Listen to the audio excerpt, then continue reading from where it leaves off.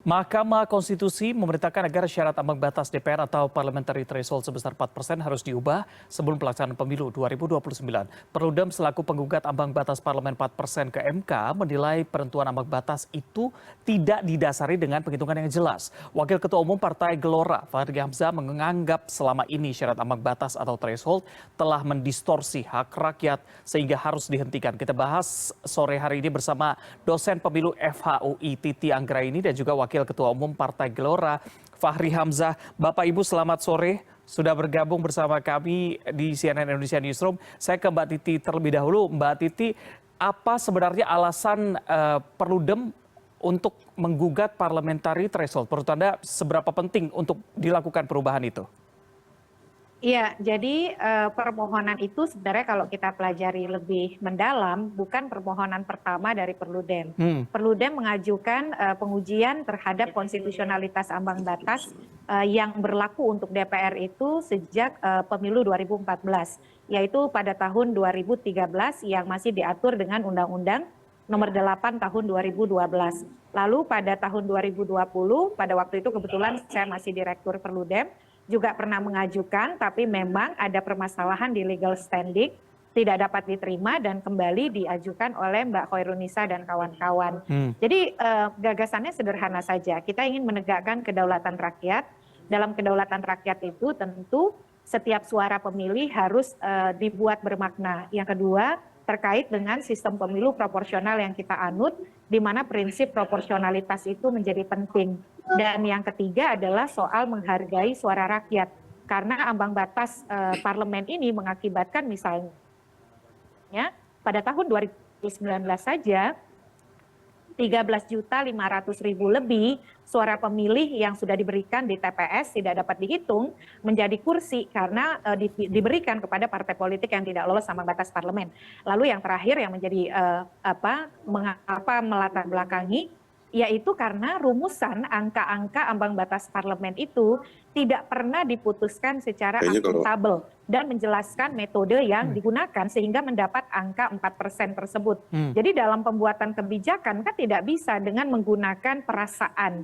Dia harus terukur ilmiah, akademik, dan betul-betul dilandasi oleh argumen yang kokoh. Nah, di dalam persidangan ternyata terbukti bahwa pilihan angka 4% tersebut tidak dilatar belakangi oleh pengukuran ataupun metode formula yang bisa dijelaskan dengan baik oleh pembentuk undang-undang. Jadi ini yang kemudian mengapa ambang batas parlemen 4% itu kami uji, Perludem uji ke Mahkamah Konstitusi begitu ya, dengan tujuan untuk menegakkan kedaulatan rakyat, menjaga proporsionalitas hasil pemilu, dan juga dalam rangka untuk memastikan kebijakan pembentuk undang-undang itu dirumuskan dengan metode, formula, dan skema yang akuntabel. Jadi ini juga dalam rangka untuk melindungi suara pemilih agar tidak terbuang, dan kemudian bisa mendapatkan perwakilan ketika proses konversi suara menjadi kursi. Dapat saya jelaskan bahwa ambang batas parlemen itu hanya ada untuk DPR RI.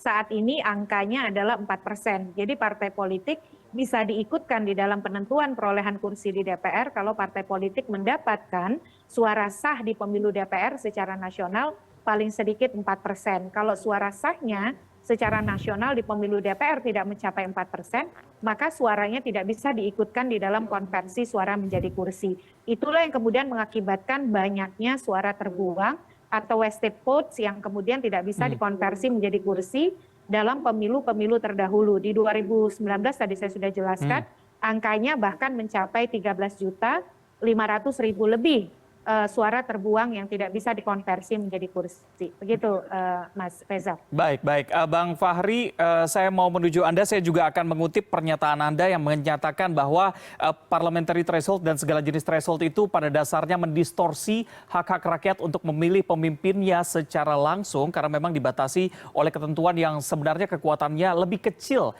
daripada kekuatan suara rakyat. Begitu. Jadi apakah Anda tidak setuju dengan adanya parliamentary threshold ini? Ya, terima kasih dan juga terima kasih kepada Mbak Titi dan Perludem, kawan-kawan. Saya kira ini adalah satu ikhtiar yang harus kita teruskan karena dalam sistem pemilu dan partai politik kita masih banyak sekali lubang yang harus kita tutup. Dan kalau MK hari ini menutup lubang salah satu persoalan yang sangat mendasar ya, di mana kedaulatan rakyat itu dipotong hanya karena mandat dari partai politik yang membuat undang-undang yang ingin memotong mandat rakyat itu sekarang dibatalkan oleh Mahkamah Konstitusi. Saya kira ini harus kita syukuri dan menjadi landasan bahwa semua jenis threshold itu pada dasarnya batal demi hukum dan tidak boleh diadakan lagi. Makanya menurut saya threshold berikutnya bahkan presidensial threshold pun harus dihapus karena itu juga semacam pengebirian kedaulatan rakyat untuk mencalonkan calon presidennya ya dan juga mungkin threshold lainnya. Itu yang pertama. Yang kedua saya kira ada banyak sekali reformasi kepemiluan yang harusnya dilakukan secara tenang dan dingin.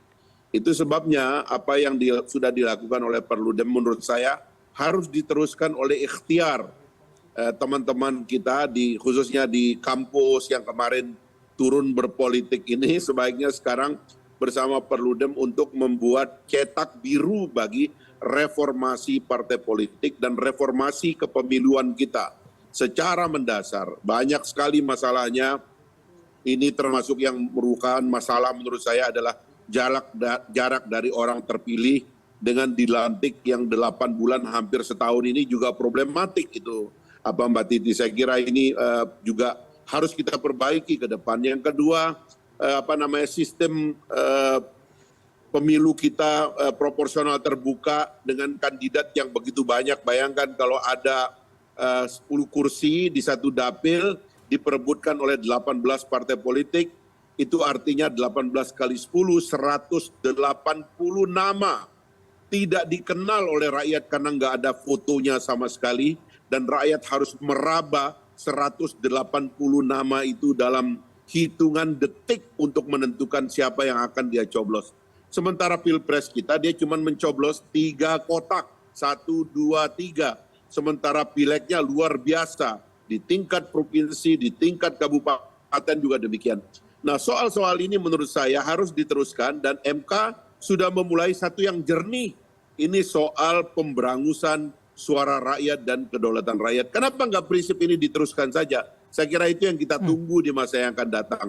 Mungkin begitu menurut saya sementara. Baik, Mbak Titi, kalau tadi Bang Fahri seperti tersirat begitu ya mengatakan bahwa threshold lebih baik dihapuskan saja karena seolah mengebiri mandat dari masyarakat begitu ya, atau tadi Anda katakan juga berbalik kita ke 2019 lalu ada 13 juta suara kalau saya tidak salah ya, bahwa suara tadi tidak bisa digunakan karena memang mereka tidak melebihi ambang batas minimal 4% tadi. Menurut Anda bagaimana? Apakah memang harus dihapuskan saja atau ditentukan formula yang tadi Anda katakan bahwa 4% ini formulanya tidak jelas dari mana pembentukannya?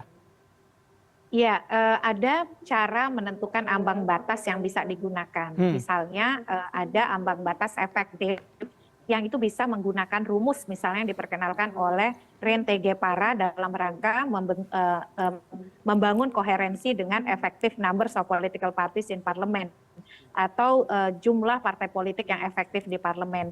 Nah, berdasarkan kalkulasi menggunakan rumus tersebut, ternyata angka yang didapat untuk ambang batas optimal itu pun hanya di angka 1% begitu ya, yang sejalan dengan tadi jumlah konsentrasi kekuatan partai dalam indeks jumlah partai politik yang efektif di parlemen. Tetapi Mahkamah Konstitusi itu sudah merumuskan sejumlah panduan yang bisa dipedomani oleh pembentuk undang-undang di dalam menentukan ambang batas parlemen. Pertama, ambang batas parlemen menurut MK harus didesain untuk digunakan secara berkelanjutan dan dilakukan dalam perubahan norma yang memperhatikan proporsionalitas sistem pemilu proporsional, terutama untuk mencegah besarnya jumlah suara yang tidak dapat dikonversi menjadi kursi DPR.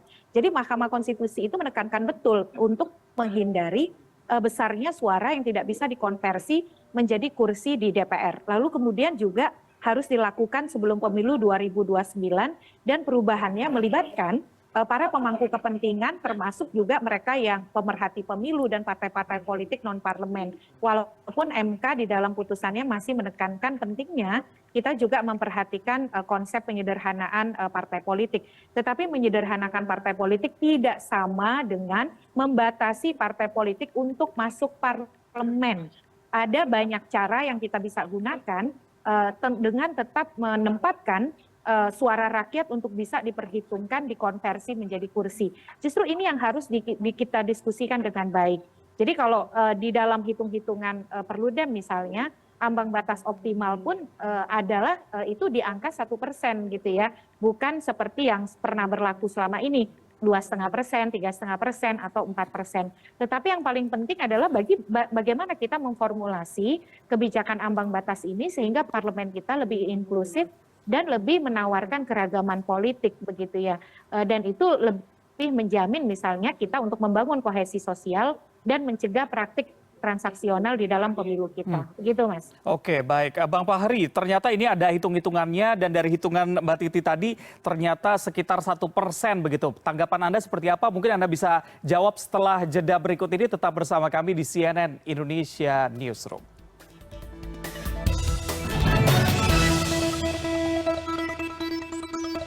Anda masih bersama Newsroom, kami akan melanjutkan perbincangan bersama dosen pemilu FHUI Titi Anggraini dan juga Wakil Ketua Umum Partai Gelora Fahri Hamzah. Bang Fahri, tadi Mbak Titi sudah ada hitung-hitungan katanya sekitar 1% untuk menghindari banyaknya suara yang tidak bisa dikonversi menjadi kursi. Begitu. Tanggapan Anda bagaimana? Apakah 1% cukup atau Anda tetap setuju untuk menghapuskan seluruh pembatasan ini?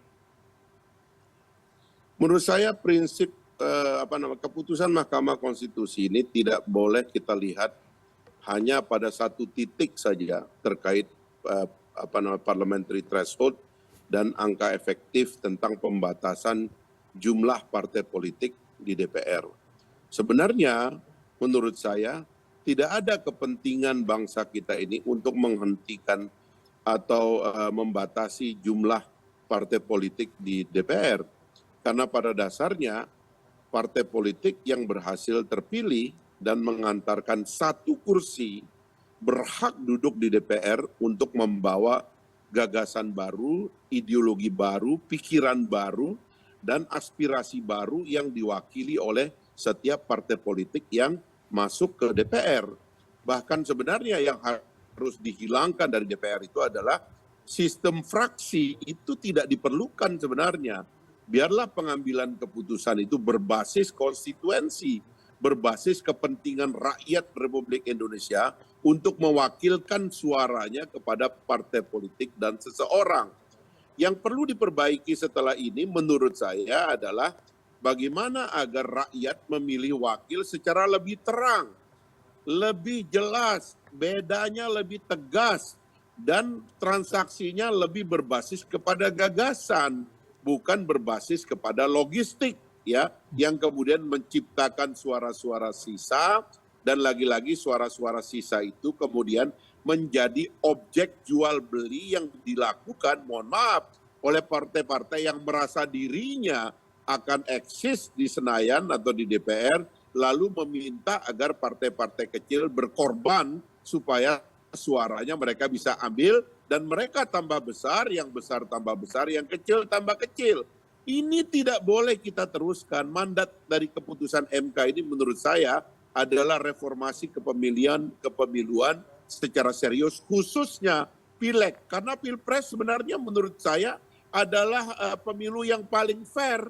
Karena dia itu dihitung pertama dengan jumlah kandidat yang sangat kecil. Sehingga kemudian menurut saya 3 kotak itu lebih bisa dicerna oleh rakyat daripada ratusan nama yang mereka tidak kenal sama sekali. Ini yang saya kira juga harus diperbaiki ke depan gitu. Oke, saya ke Mbak Titi. Mbak Titi, ini kalau tadi Anda sempat menyinggung mengenai parliamentary threshold pemilu terlebih dahulu ya, kita bahas dari 2009 2,5%, 2014 3,5%, 2019 dan 2024 4%. Menurut Anda apa yang membuat ambang batas ini terus naik begitu setiap pemilunya?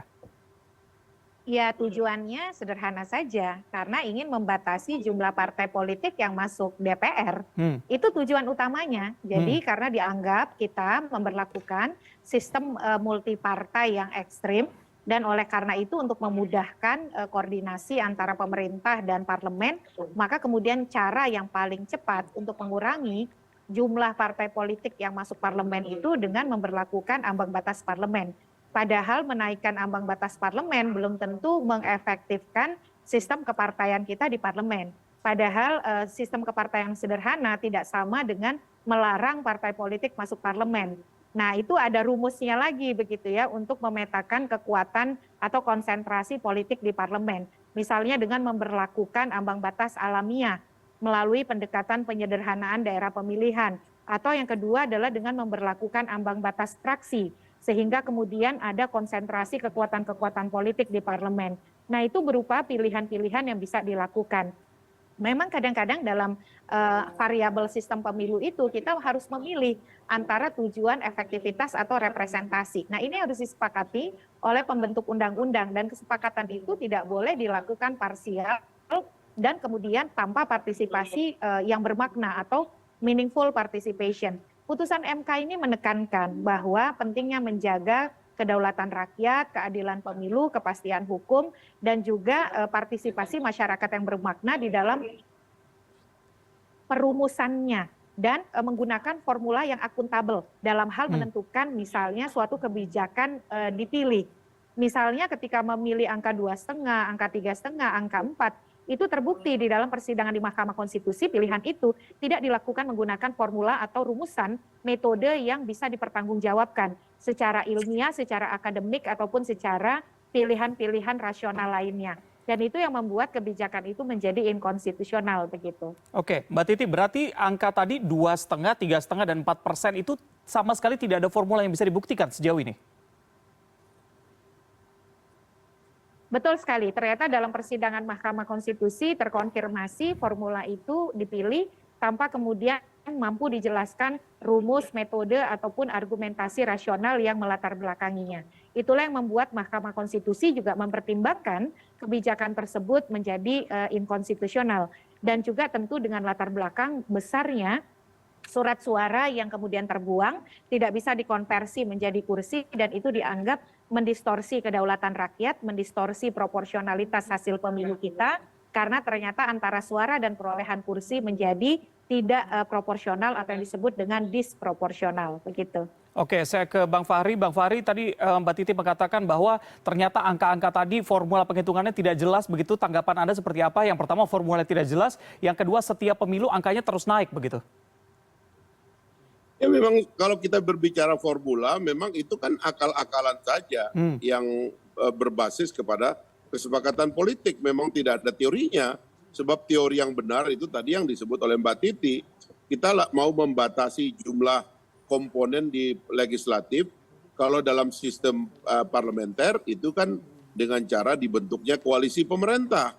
Kalau koalisinya menang atau mayoritas disebut dengan majority rule, ya kan? Kalau dia kalah disebut opposition.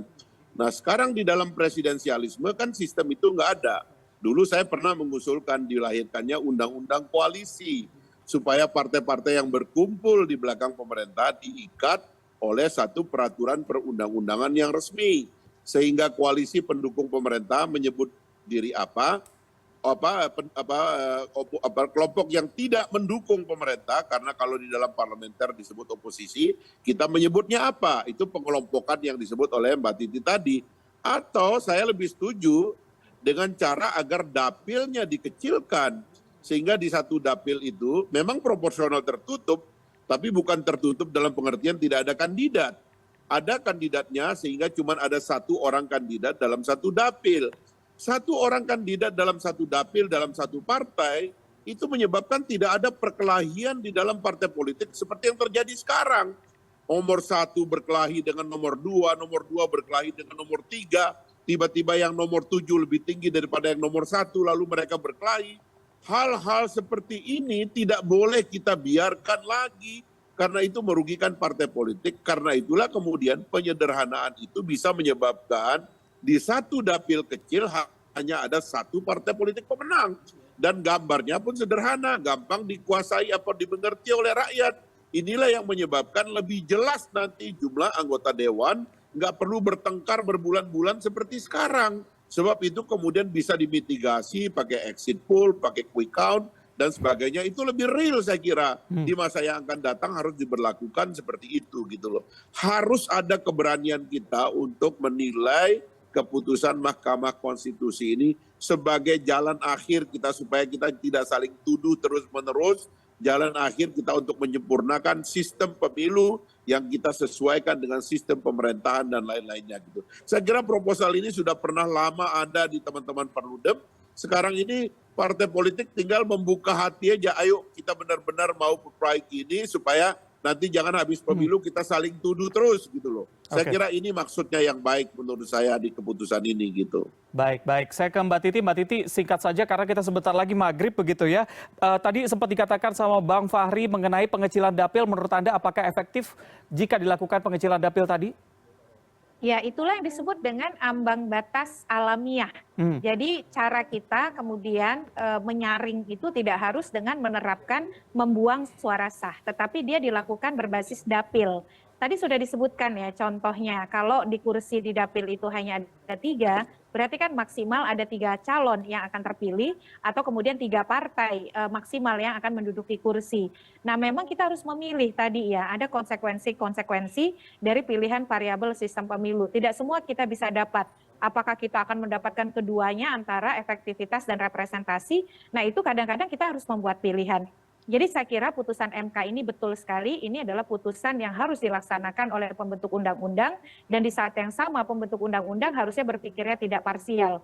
Selain dia meneguhkan soal kedaulatan rakyat, Mahkamah juga menekankan soal proporsionalitas hasil pemilu, dan yang paling penting adalah prosesnya harus partisipatoris, tidak meninggalkan pemangku kepentingan dan betul-betul dilibatkan secara bermakna.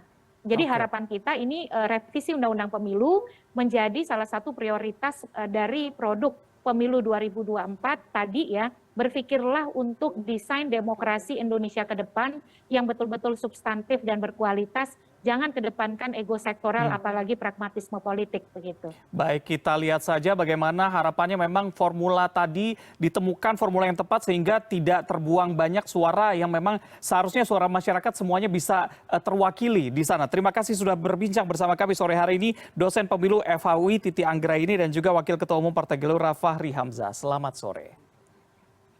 Terima kasih.